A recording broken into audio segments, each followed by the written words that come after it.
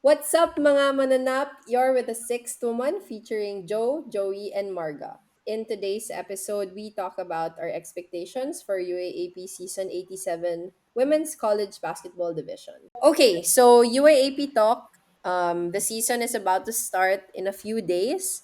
So I want to talk about very, very, very early expectations, not predictions naman, pero things na hindi masyadong controversial Feeling ko walang as of now. controversial. Hot takes. Charot. Yeah, not so controversial Lukewarm, yet. lukewarm And takes. yeah, so yeah, let's start off by talking about the team that you look forward to watching, aside from, of course, the team that you came from. So me, I came from DLSU. Joe came from DLSU, and Joey came from Ateneo. So aside from those teams, ano yung team na talagang gusto mo mapanood at makita yung growth throughout the season? Me, I have four, no, four, three? Oh my God. Maybe two. UAP ba naman? Te! Buong UAAP na lang Joe, pala. eight ba yung teams na gusto mong pag-usapan? Gusto Parang mong gusto ko sa'yo isa-isahin mo na pag-usapan lang sila. lahat. Anong gusto mong makita sa kanila? Pros and cons? Hindi, sige. Wait, sige, dalawa. Ano Sige, dalawa. So yung first, FEU. Kasi they have a new coach. So, wala lang. New system, new coach. Tsaka parang medyo nakakagulat lang na nagbago sila ng coach eh. Tsaka maganda din yung pinakita nila this preseason. I mean, for a rebuilding team parang okay yung pinapakita nila. Maganda yung progress nung team nila. So, ako, parang feeling ko sila ang dark horse ngayong season eh. Tapos yung sunod, Oh, spicy! Ako, feeling ko, see, ever since kasi meron akong ano sa FEU na sila lagi yung dark horse eh. Like, may ganun silang ano. may tinik yung FU sa'yo, always. Lagi. It's either FEU or UE yan. Yan yung mga laging ano eh. Mga, hi! Yeah. Stop the car! Ganon. Cut the car. Tapos, ang Yeah. next ko, NU. Kasi, redemption year ba nila to? Or 'di ba? From nasa kanila yung dynasty eh. So, tingnan kung paano sila makakabawi this season.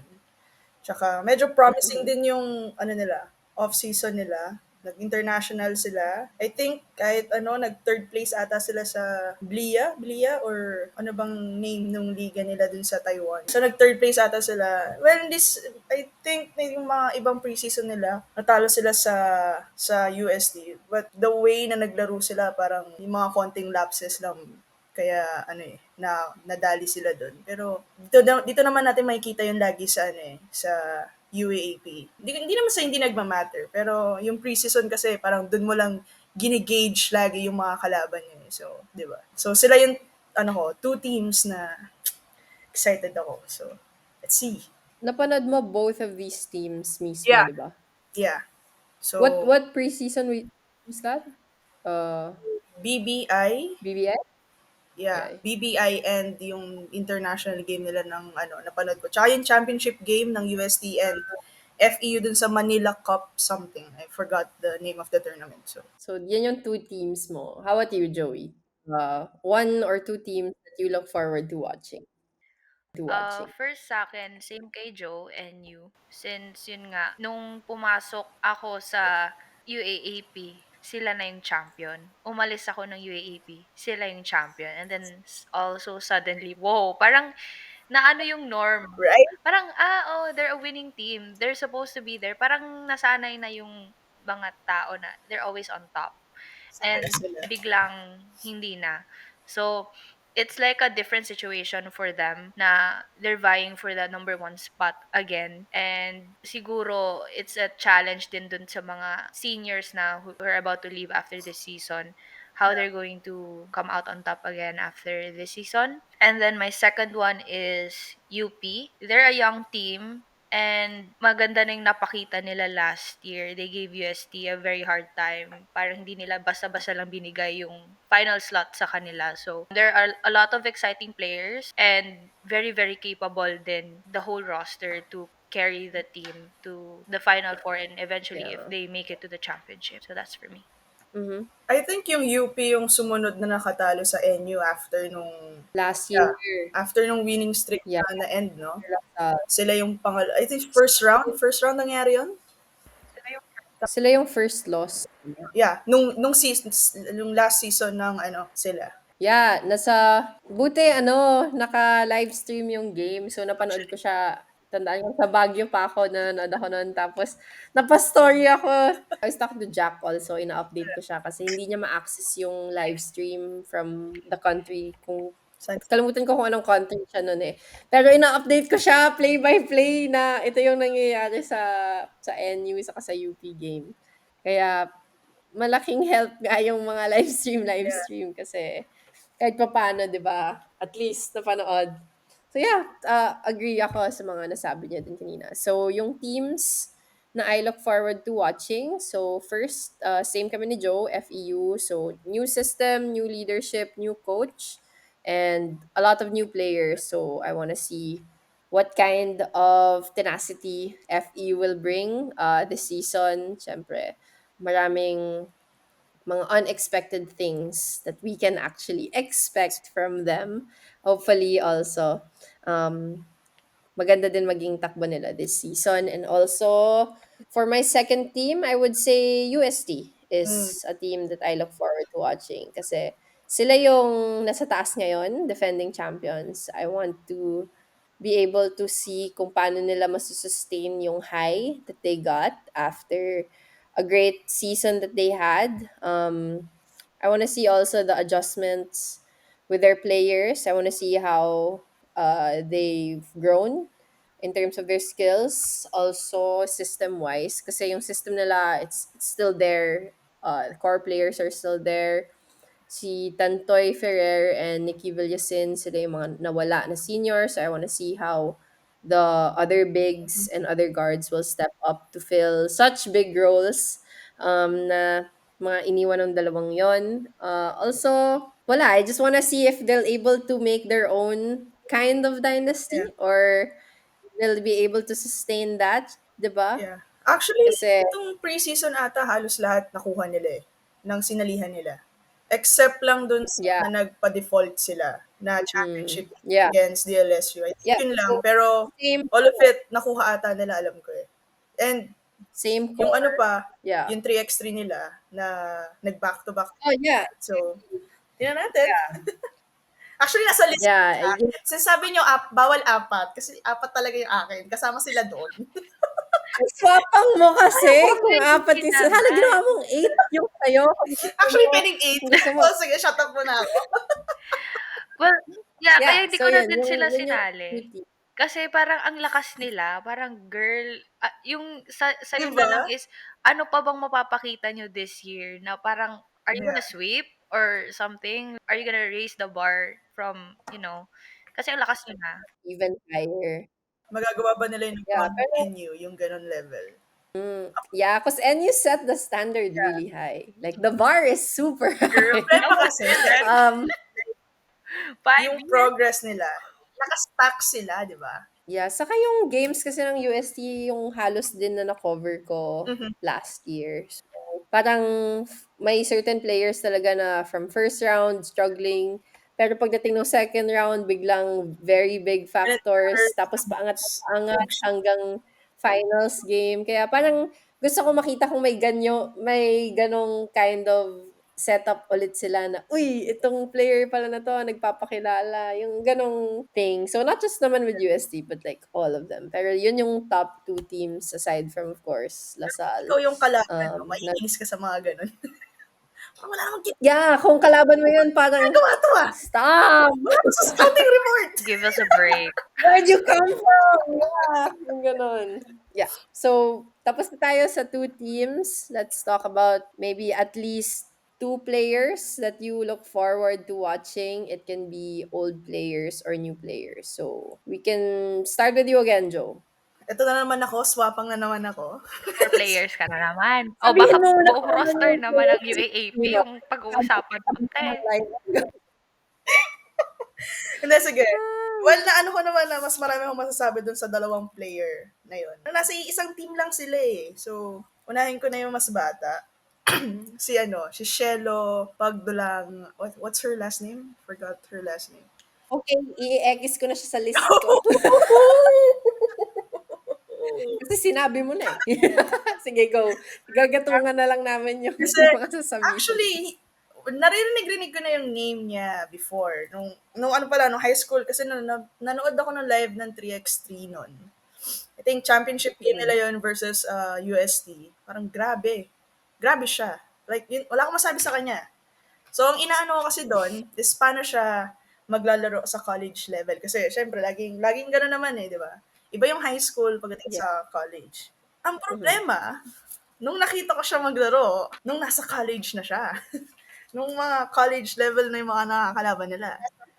Oo, mataas. Ang isa pang problema doon, sa international level ko pa nakita. Yung Yeah, international yung game, nakita ko yung stats niya. sobrang consistent niya. I think sa lahat ng games na nilaro niya doon, I think double-double ata siya lagi. I mean, for a rookie, Yeah. na, imagine mo, ang dominant Guard. naman yung mga ano doon eh, yung mga naiwan, di ba?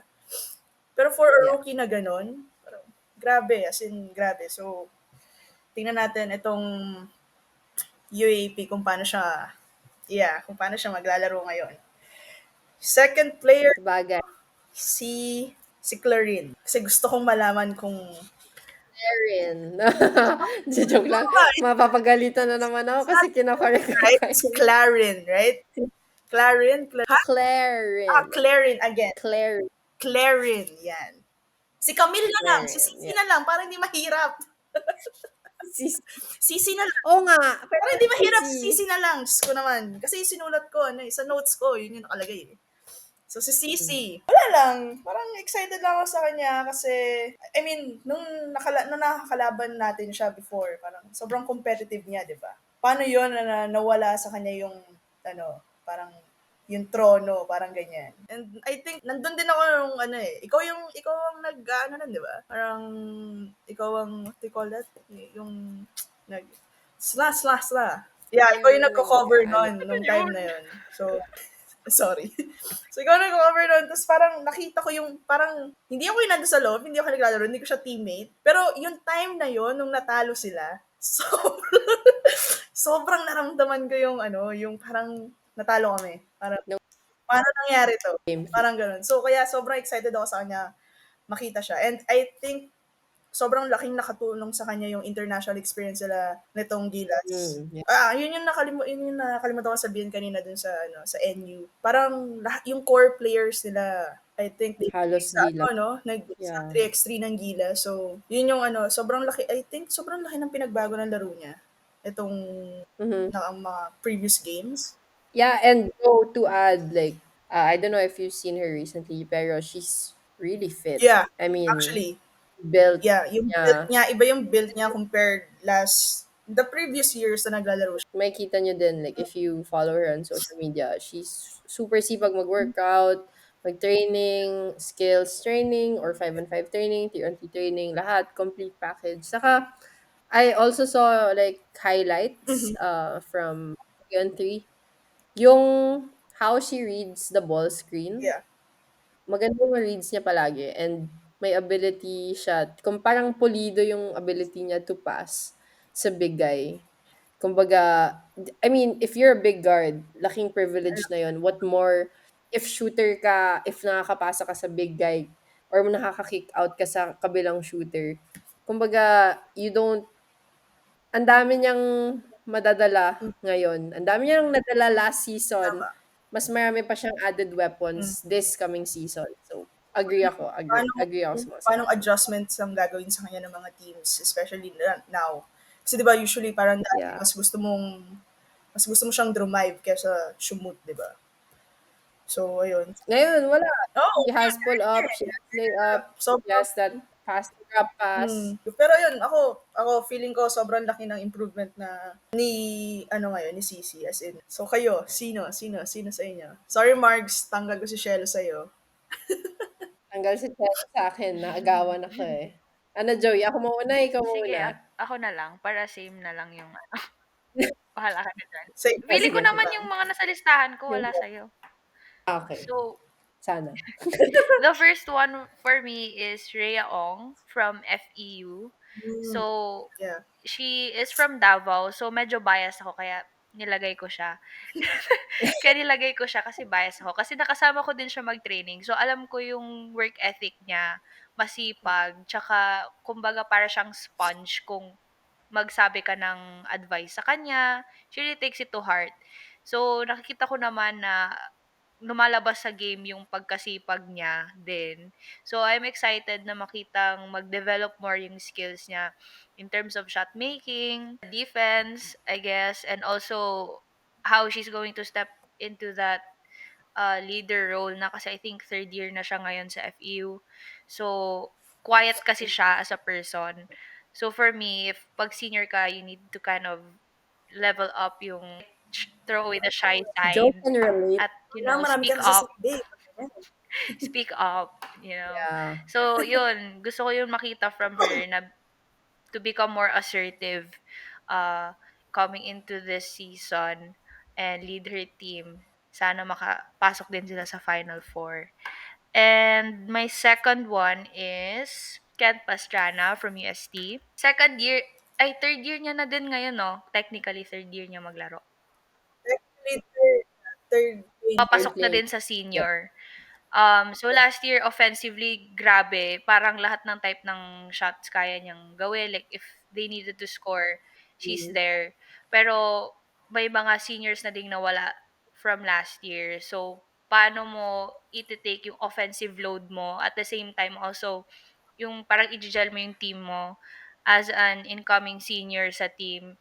So it's another challenge din how she's going to embrace that. So, yun yung dalawang players ko. Okay.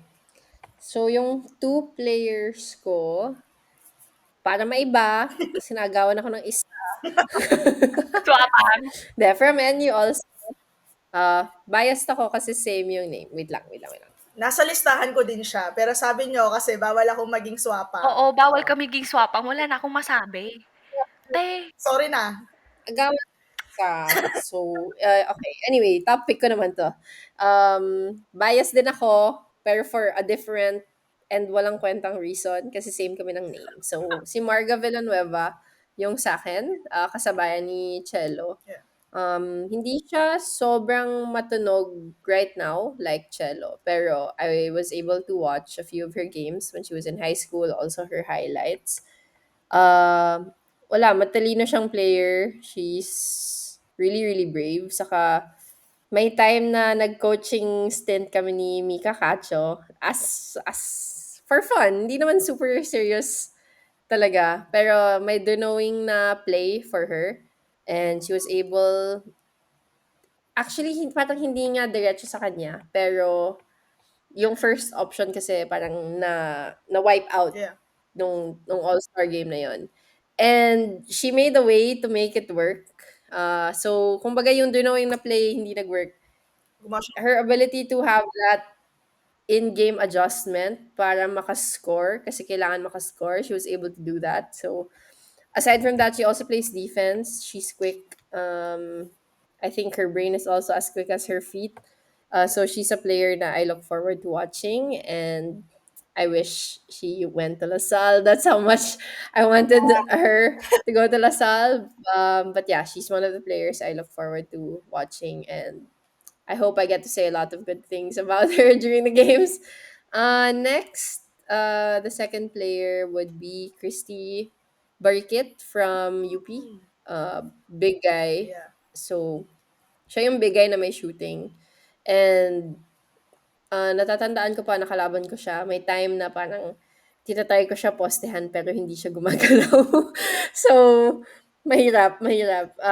And yeah, ano siya, I find her also a smart player. She knows how to do the reads sa ilalim, kung saan niya papapuntahin yung offensive player, kung pa-right, pa-left, kung magsispin man. She also uses her build to absorb contact. Kaya most of the time, I think, if I'm not mistaken, nakaka-end one place siya. Yeah. And siya yung pamatay sunog when the opponent is making a run. So, pag siya yung nakaka-score, parang nasa-stabilize yung UP and she can defend import. So, she's one of the players na I want to see kung ano yung added things na madadala niya for UP, especially na they are missing a few players this coming season. So yeah, those are my two players this season. Very, very early prediction. Coming into, ano naman siguro, Rookie of the Year. Who is are we united sa answer na I to? think so. Meron akong three Ayan na naman si nasagot. Swapang. Three Ito na naman ako. Ito na naman Rookie of ako. the year. Kasi, Gusto kong kasi prepared si Joe As players. Oo, as in, scouted silang lahat sa akin ganun level. Actually, may na-miss out. Kung pwedeng tatlo, apat talaga, idadagdag ako din, actually, si Marga. As in, gusto ko siya din kung paano siya maglaro. Yung playing style niya, as in, gusto ko. Meron bang isa, taga-UST, si Sherba. Sure. Ha, dude, oh my God, guys, I swear. Okay, wow factor naman. As in, itong batch na to, like, I think si Shello, si Marga, and si Sherba, and may isa pa. As in, like, grabe. Ito, feeling ko mag-go, wow, Oh, there's this girl from UST relative, na kasama yan. ni Sherpa, si Kay. Kay ba yung name niya? What's her name? Wait, yeah, hindi siya as matunog as the other Mhm. three. Pero, I think yung batch na I to, itong tatlo yung matunog eh. Like, super matunog. here, this girl, her name is Kyla, Reliket. Yeah, yan, yan, I yan, think actually. Kyla Reliket. Yeah, I look forward to watching her also. Ano siya? Galing dumepensa, Mhm. reads offense, matapang. First of all, matapang siya. Actually, um, lahat ng players ng UST, yes, matatapang. As in, yeah, parang identity din naman nila yun. wow. So, and it works Yeah, for them. actually, yeah. Uh, Works.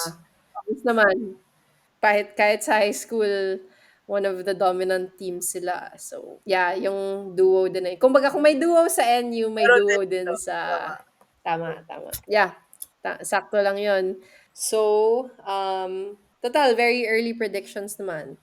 Let's talk about our Rookie of the Year. Like, just say the name, but don't explain why. As in, Okay. sasabihin mo lang yung name. Name from what team, pero no explanation kung bakit. Kumbaga, wala naman tayo. We're just throwing out names here. So, yeah. Who's your Rookie of the Year? You start.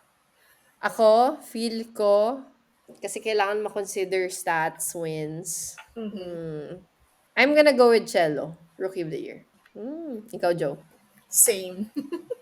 Oh, yun na. Next. Again, no explanation needed. Who is your season MVP? I'll start or pabaliktad? You start again. Um, okay, I'm just gonna stick with Casey De La Rosa from Ateneo. If ever ba makuha niya yun this season, three-time MVP siya. Second, back-to-back. Saka yung time, Ayun. Yeah, okay. Yeah, I stick with Casey De La Rosa. Same with Joe. Ikaw, Joe. same.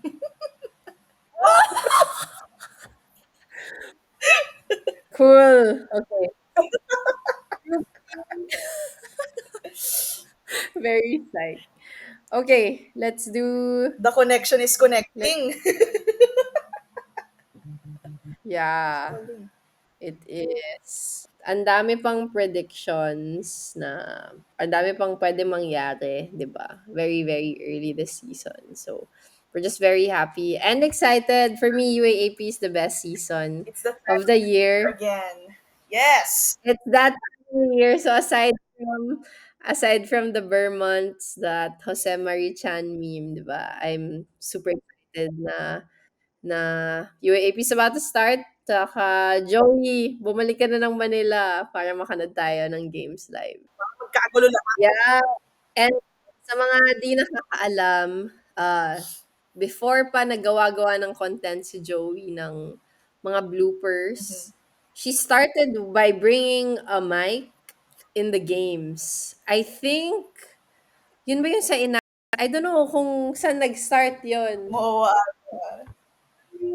Yung mic na may parang box. Tapos nagdala siya noon, tas nag Lala. gumagawa siya ng live content nung hindi pa uso yung content creation na sa mga TikTok ngayon. Siya yung naggaganon live. Doon siya nakilala ng ibang tao din. But yeah, doon siya nag-start and now we're here. So, now we're here and Joey will make time to watch women's basketball live. And since Joey is gonna do that, everyone else should do that too. At least watch one game and see if you really like it or not. Diba? Give it a try. It's fun. And it's physical. Wala man pong dumadakdak sa amin. Marami naman pong natutumba. And because of that statement, we will end this video.